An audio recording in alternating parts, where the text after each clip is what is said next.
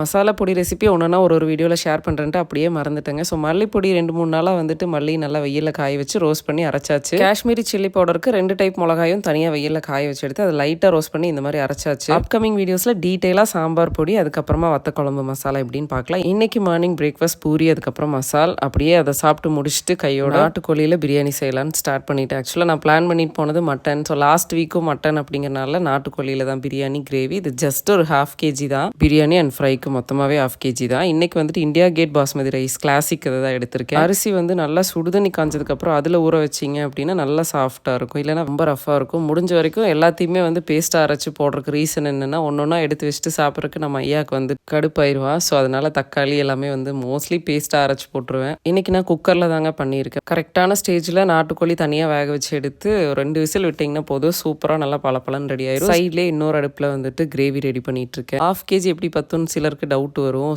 இது வந்து கண்டிப்பாக எங்களுக்கு மிச்சமே ஆயிரும். நைட்டு டாமிக் தூக்கி போட்டுட்டு தான் தூங்க போவேன் எப்போவுமே. சண்டே ஸ்பெஷல் சூப்பரான நாட்டுக்கோழி பிரியாணி ரெடி. இந்த மெத்தடில் ட்ரை பண்ணி நல்லா இருக்கான்னு சொல்லுங்கள். கிட்ஸோட இந்த வீக்கான நியூ ஸ்டாக் என்னன்னு பார்த்துடலாம். So half sleeve back side button இருக்க சூப்பரான ஃப்ராக் கலெக்ஷன் தான் பார்த்துட்ருக்கோம். இது 2 to 14 இயர்ஸ் வரைக்கும் நம்ம கிட்ட அவைலபிள் இருக்குது. அதர்வா கிட்ஸ் வேரில் செக் பண்ணிக்கோங்க. இன்ஸ்டாகிராமில் அதுக்கப்புறம் யூடியூப்பில் நான் நிறைய வாட்டி சொல்லிட்டேங்க. ஸோ எப்படி ஆர்டர் பண்ணுறது அப்படிங்கிறது ஸ்க்ரீனில் இருக்க நம்பருக்கு ஒரு ஹாய் போடுங்க. இல்லை உங்களுக்கு பிடிக்கிற கலெக்ஷன் போஸ்ட்டில் ஃபஸ்ட்டு ஷேர் பண்ணுறேன். அதில் ஸ்க்ரீன்ஷாட் எடுத்து எனக்கு வாட்ஸ்அப் பண்ணுங்கள், ஆர்டர் ப்ளேஸ் பண்ணிக்கலாம். இப்போ நம்ம பார்த்துட்ருக்க இந்த க்யூட்டான கலெக்ஷன் ஸ்லீவ்லெஸ் ஃப்ராக் கலெக்ஷன் தான். எந்த கலெக்ஷனாக இருந்தாலும் ஃபர்ஸ்ட் அதர்வா கிட்ஸ் வேர் பேஜில் வந்துட்டு போஸ்ட்டாக நான் வந்து ஃபோட்டோ ஷேர் பண்ணிடுவேங்க. அதுக்கப்புறமா தான் வீடியோ நம்ம வந்துட்டு பார்க்குறோம். ஸோ உங்களுக்கு ஓகேனா அதர்வா கிட்ஸ் வேரில் ஃபாலோ பண்ணிக்கோங்க. நெக்ஸ்ட்டு நம்மளுக்கு சண்டே அப்படின்னாலே எக்ஸ்ட்ரா ஏதாவது ஒரு வேலை வச்சுருப்போம் இல்லையா? ஸோ அப்படி தான் இன்றைக்கி அதர்வோட திங்ஸ் எல்லாம் க்ளீன் பண்ணலான்னு எடுத்தேன். இது அவனோட க்யூட்டான மெமரிஸ் தான் இது எல்லாமே. கடவுள்கிட்ட நான் கேட்டது, பட் அவர் எனக்கு கொடுத்தது ஏதோ இதை தான்.